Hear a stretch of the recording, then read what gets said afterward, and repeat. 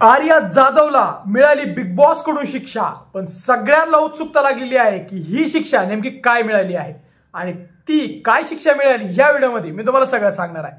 तर मित्रांनो, आजच्या भागामध्ये बिग बॉस बोलतात की आर्याने जे केलं ते निंदनकार्य आहे आणि बिग बॉस याचा तीव्र शब्दात निषेध करतात।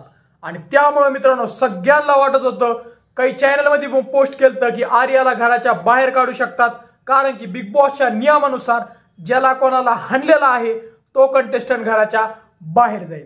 पण मित्रांनो, आर्या इतकी टीआरपी देत आहे बिग बॉसला की बिग बॉस तिला घराच्या बाहेर काढू नाही शकत। मग बिग बॉस तिला काय पनिशमेंट देणार?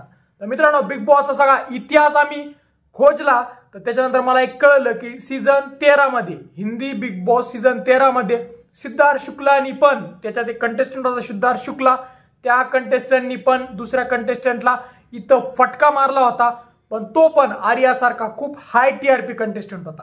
त्यामुळे बिग बॉसनी त्याला पनिशमेंट दिली की तू जेवढे नॉमिनेशन येते फायनल पर्यंत तू प्रत्येक नॉमिनेशन मध्ये तू असणारच आणि तुला वोटिंग करून तुला प्रेक्षकांनी वाचवलं तर आहे, नाही तर तू घराच्या बाहेर जाशील।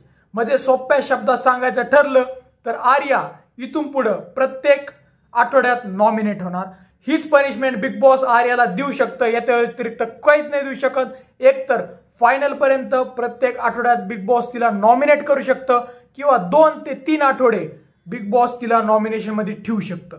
याच्या व्यतिरिक्त मित्रांनो बिग बॉस आर्याला कोणतीच पनिशमेंट देऊ शकत नाही आणि बाकीच्या कंटेस्टंटला पण आर्यामुळे तर शिक्षा होणार नाहीये, पण आर्याला शिक्षा झाली तर नॉमिनेशनची शिक्षा होईल आणि तुम्हाला 100% हेच ऐकायला भेटणार आहे। आणि जर ऐकलं तर आपल्या व्हिडिओला तुम्ही 100% लाईक मारायचा। तर मित्रांनो, तुम्हाला काय वाटतं की आर्याला नॉमिनेशन मध्ये ठेवलं तर तुम्ही तिला वाचवताल का की नाही? आम्हाला कमेंट सेक्शन मध्ये सांगा। व जर तुम्हाला आमचा व्हिडिओ आवडला असेल तर व्हिडिओला लाईक आणि शेअर करा। व जर तुम्ही आमच्या चॅनल नवीन असल्यास चॅनलला सबस्क्राईब करा। धन्यवाद।